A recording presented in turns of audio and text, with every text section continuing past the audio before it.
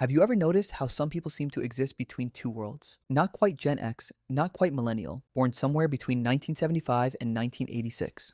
They remember life before the internet, but they also grew up with it. They had analog childhoods and digital adolescence. They're the microgeneration no one talks about, the bridge, the translators, the forgotten middle children of modern history. And psychologically, they're one of the most fascinating groups to ever exist. This is the psychology of the microgeneration. Let's start with something most people don't realize. If you were born in this window, you experienced something almost no other generation will ever experience again. You lived in two completely different realities. Your childhood had no smartphones, no social media, no constant connectivity. You played outside until the streetlights came on. You called your friends on landlines. You waited a week to see your favorite TV show. But then everything changed. By the time you hit your teens or early 20s, the world flipped. Suddenly, there were cell phones, internet, email, social media. The entire structure of human connection transformed right in front of you. And here's what makes this so psychologically significant. According to developmental psychology, the years between childhood and early adulthood are when your identity forms, your beliefs, your habits, your view of the world. But for this microgeneration, that world was actively shape-shifting while they were building themselves. They became adaptable, skeptical, observant. They learned to code switch between the old world and the new one. And that created a personality profile unlike any other. Let's talk about their relationship with technology. Most people assume this generation is just like millennials, but that's not true. There's a massive psychological difference. Millennials grew up with technology as a given. It was always there. But the micro generation had to learn it. They had to adapt to it. They weren't born digital. They became digital. And that changes everything. Psychologically, this creates what's called cognitive flexibility, the ability to shift between different ways of thinking. They can appreciate a handwritten letter and a text message. They understand the value of being unreachable, but they also know how to navigate the online world. They're bilingual in a way that no one else is,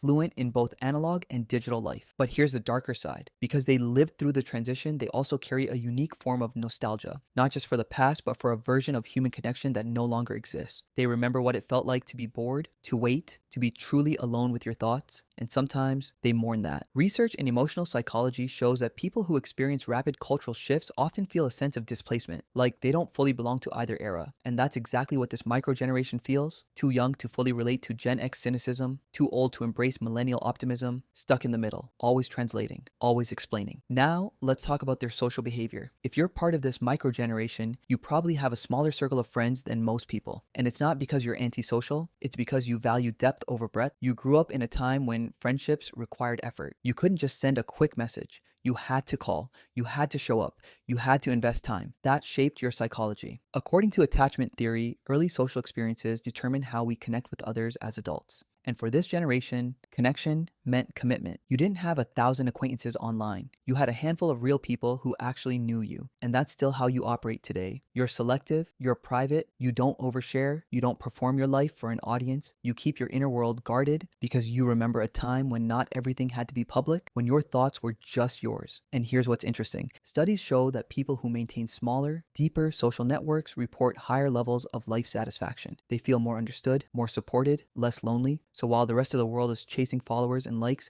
this micro generation quietly built something more meaningful. Let's talk about their work ethic. This generation entered the workforce during a strange time. The economy crashed, jobs became unstable, the rules changed, and they had to figure it out on their own. No roadmap, no guarantees, just survival. Psychologically, this created a trait called learned resilience, the ability to adapt under pressure without breaking. They're not idealistic like millennials. They're not cynical like Gen X. They're pragmatic, realistic. They know how to hustle, but they also know when to walk away. They don't expect loyalty from employers because they've seen what happens when companies downsize. They don't believe in climbing the corporate ladder because they've watched that ladder collapse. Instead, they focus on skills, on flexibility, on building something that can't be taken away. And here's the thing. Research in organizational psychology shows that people with this mindset are actually more successful long term. They don't burn out chasing external validation. They don't tie their identity to a job title. They stay adaptable, they pivot, they survive. Now, let's talk about their emotional intelligence. This microgeneration is quietly one of the most emotionally intelligent groups out there, and it's because of what they witnessed growing up. They saw their parents' generation struggle. They saw economic collapse. They saw the world change faster than anyone could process, and they learned to read the room. Emotional intelligence is the ability to recognize, understand, and manage emotions in yourself and others. And this generation developed it out of necessity. They had to navigate a world that was constantly shifting. They had to learn when to speak up and when to stay quiet, when to trust and when to protect themselves. They're observers, analysts. They notice what others miss. They pick up on tone, body language, subtext. They don't take things at face value because they've seen how quickly things can change. And that makes them incredible friends, partners, and leaders. They listen, they empathize, they don't judge because they know what it's like to feel misunderstood.